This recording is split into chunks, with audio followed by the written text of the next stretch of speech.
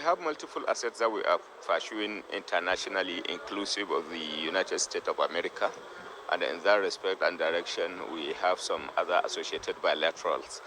I hope to travel to DC by tomorrow, all in an attempt to see what we can do in terms of recovery of associated assets.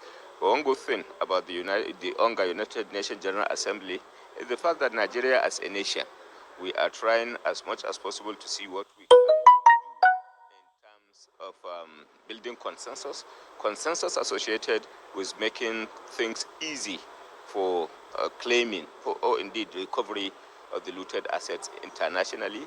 We are building consensus in terms of driving resolutions and processes and procedures associated with asset recovery. So while we are pursuing the recovery of the assets in their own right, we are equally trying as much as possible to see what we can do in terms of building consensus around making the process of recovery of looted assets easier locally and internationally.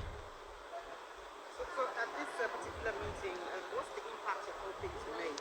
Will be representing the government and the... Well, associated recoveries associated with looted asset is one of it. And in that direction, what I'm trying to say in essence is that as far as the General Assembly is concerned, we are trying to kind of gather international momentum associated with the processes and procedure in terms of making things easier for countries to recover assets with ease. So we are trying to create a consensus building towards the processes, towards the procedure, and towards a common understanding of how we can work together in making things easier in recovery sense. So how much have we been able to recover and taken back from so far, and how much are we looking at going forward? Well, in terms of recovery, as you could rightly remember, at a point we recovered over 322 million US dollars from Swiss. That was around 2017. And then at around 2020, we equally recovered around 311 million US dollars from United States of America. And we have equally tried again to recover, I think, around 78 million pounds from UK associated with Malami OPL 245. And we are making some insignificant recoveries as well. But as far as the meeting I intend to attend in Washington, D.C. by tomorrow is concerned, we are looking at the possibility of recovering further 200 million pounds, among others. But then that does not mean to say that there are no other associated assets being pursued in the international, in terms of some other countries of the world, inclusive of Ireland and some other countries. We are pursuing a lot of assets across the globe, and we intend very soon to we are coordinating a further meeting relating to huge recovery in UK associated with certain personalities. But then I would like to give further disclosure and respect there too, taking into consideration the need not to be preemptive as far as our strategies are concerned. Nigerians are highly expectant about the recoveries and how it's going to be put into the economy to shore up things economically and otherwise. So how do you think, can you just reassure Nigerians about this?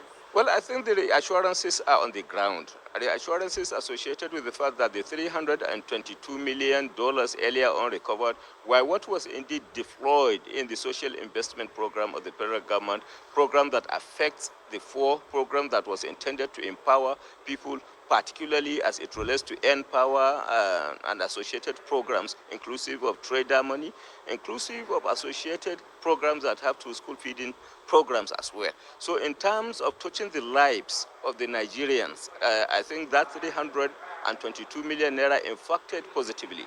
And then if you are talking of the infrastructure as well, the fact that the $311 million that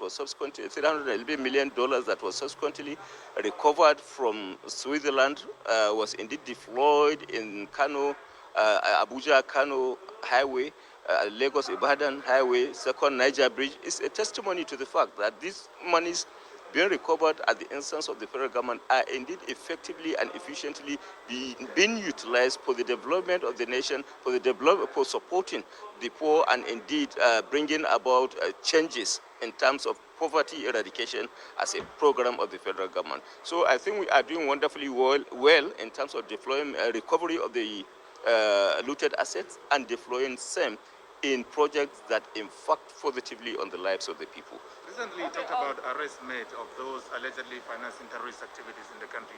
Do you know the number of those in detention and the nature of the high-profile Nigerians? Well, as far as that issue of terrorist financing is concerned, it's a work in progress. And indeed, I would like to be preemptive both in terms of investigation. But one thing I can say for sure is arising from such arrest, the terrorist funding and financing has indeed been crippled substantially, and that eventually translated to some major improvements being recorded as far as crippling the strength of terrorists is concerned within the nation. You can see visibly that we are indeed witnessing tremendous successes associated with the Boko Haram, which translate to significant dissemination. They have been decimated to a larger extent, to a larger degree. You can see what is unfolding as far as the Northwest bandits banditry activities are concerned as well. They are as well being decimated to a larger extent, to a larger degree. All these are indeed the effect of the effect of what we have done. We have succeeded in doing in terms of identifying the in terms of blocking the terrorist financing and funding. So as far as that aspect is concerned, we have succeeded, one, in identifying those that are responsible for funding, two, blocking the leakages associated with funding, and then three, embarking on aggressive investigation that is indeed impacting positively in terms of the fight against terrorism. So, but then the truth of the matter is that investigation is ongoing, is advancing, and for the purpose of investigation, I would like to be preemptive in terms of making disclosures that will have the effect of undermining the successes we are recording as far as investigation is concerned. But one thing I can tell you for sure, that whatever we do in terms of detention, in terms of arrest, is indeed backed by judicial process. We have indeed obtained legitimate court orders taking into consideration what we have presented before the court eventually exercised its discretion in terms of granting orders that we can have them in custody pending the conclusion of investigation, which investigation in essence is indeed deeply taking place, and we are making a lot of successes and recording a lot of progress in the direction of investigation.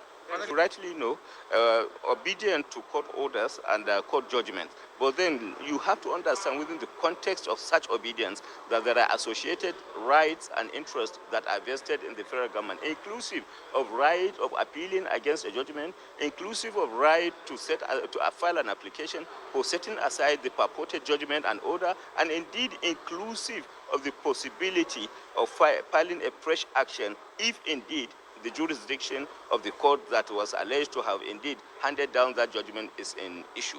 So we are doing the needful in terms of looking at the law as it exists and then working within the context of the law in ensuring that justice is done as far as the contending issues between the parties are concerned. Finally, sir, you've been relating with President Muhammadu Buhari for a very long time. What do you think Nigerians do not know about him regarding his forthrightness, uprightness, and incorruptibility? Well, as far as the president is concerned, a single perhaps sentence that can characterize him and his person is that of transparency and accountability. You cannot find the president in any way being compromised as far as transparency, accountability, processes and procedures are concerned. So he is a man of process, he is a man of procedure, he is transparent, he is accountable.